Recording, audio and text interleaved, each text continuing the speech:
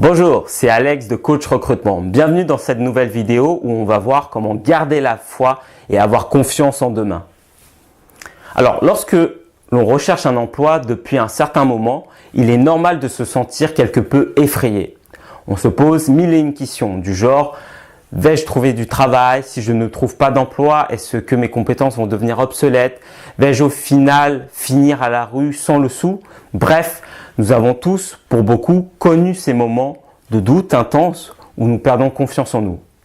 Il est alors tentant de se dire « Je vais trouver le premier travail qui s'offre à moi et je verrai par la suite ». Nous acceptons alors un poste sous-payé et en dessous de nos compétences et de ce que nous pensons mériter. Nous nous résignons à notre sort et parce que nous sommes effrayés de ne pas réussir. Je vous comprends tellement et quelque part, laissez-moi vous raconter une histoire.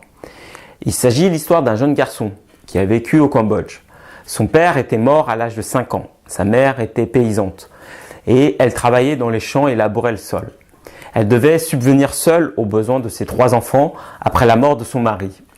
Ne pouvant pas supporter une telle charge à elle toute seule, elle décida de confier la garde du petit garçon à sa sœur qui avait un mari et une situation un peu plus confortable. Le petit garçon pleurait parce qu'il ne comprenait pas pourquoi sa maman l'avait abandonné. Il finit néanmoins par se résigner et le petit garçon vivait au départ plutôt confortablement dans cette nouvelle famille.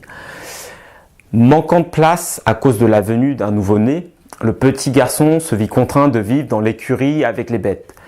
Il regardait souvent le ciel la nuit et la lune éclatante. C'était quelque part pour lui son unique réconfort. Quelques années plus tard, sa mère lui rendit visite pour voir si tout allait bien. Et le garçon se jeta dans les pieds de sa mère et la supplia de le reprendre avec elle. Il promit qu'il travaillerait et l'aiderait à gagner de l'argent. Sa mère se mit à pleurer et alors elle reprit le petit garçon avec lui. Le petit garçon tenu sa promesse. Il l'aida à travailler dans les champs. En parallèle, il reprit ses études et il étudia comme les autres enfants de son âge. Sauf qu'à la différence des autres petits garçons, il se levait très tôt pour aider sa mère et en faisant de même lorsqu'il rentrait de l'école. Les années passèrent et le petit garçon était devenu maintenant adolescent. Il étudiait pour obtenir son baccalauréat. Il était mal vêtu et portait des pantalons même troués, ce qui faisait souvent rire ses camarades de classe qui pour certains venaient de familles plus aisées, généralement de militaires. Mais le garçon n'avait que faire de ses railleries. Il était avec sa mère, il avait la volonté de réussir.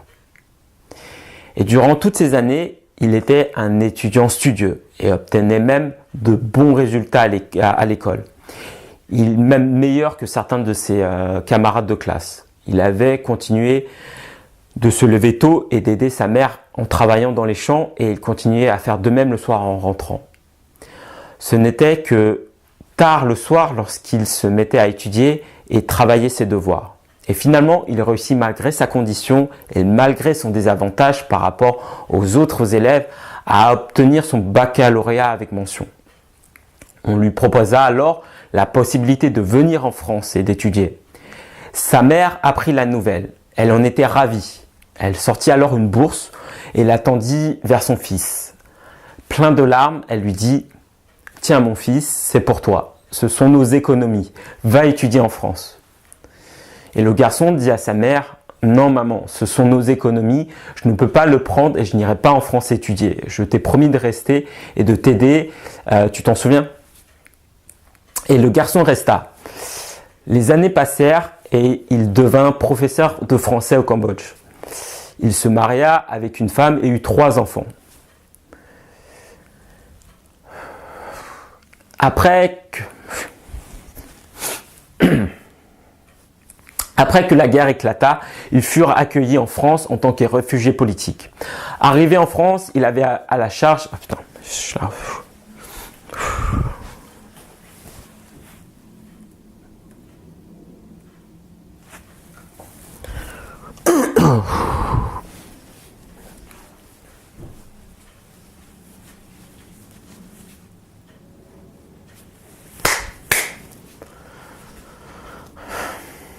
Les années passèrent. Il devint alors professeur de français au Cambodge. Il se maria avec une femme et eut 3 enfants. Après que la guerre éclata, ils furent accueillis en France en tant que réfugiés politiques. Arrivé en France, il avait à sa charge une famille de 3 enfants et une femme à nourrir. Il devait à tout prix s'en sortir. Et à force de persévérance, il devint chauffeur de taxi. Aujourd'hui, il est propriétaire de sa propre maison et de sa plaque de taxi. Ses 3 enfants sont tous devenus ingénieurs et l'un est même allé un peu plus loin. Il a également fait une des plus grandes écoles de commerce en Europe et il a créé sa propre entreprise dans le recrutement à la sortie de ses études. Et en réalité, cet enfant-là est devant vous actuellement. Comme vous l'aurez compris, cette histoire est celle de mon père. Bien que votre situation semble difficile, bien que vous vous dites que vous n'y arriverez peut-être pas, pensez à ces histoires d'hommes et de femmes qui ont dû vivre des situations très difficiles et que grâce à leur volonté, à leur persévérance, ils y sont arrivés. Pour beaucoup, être chauffeur de taxi n'est pas très glorifiant. Pourtant, elle l'est à mes yeux. Souvent, je me rappelle de l'histoire de mon père, lorsque moi aussi je me sens effrayé par les situations que je vis. Elle me donne le courage d'avancer et d'aller de l'avant.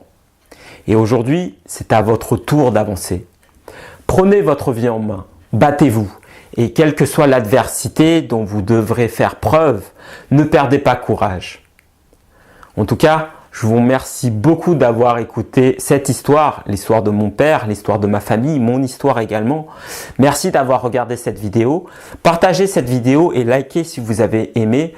Et si ce n'est pas encore fait, je vous invite à regarder dès à présent la vidéo exclusive « Les 10 commandements pour décrocher votre emploi ». C'est une vidéo privée qui vous apprendra 10 choses à savoir si vous souhaitez décrocher l'emploi que vous souhaitez obtenir. Vous trouverez notamment le lien pour regarder cette vidéo juste en bas de cette vidéo. Je vous dis donc à très bientôt et à tout de suite de l'autre côté de cette vidéo.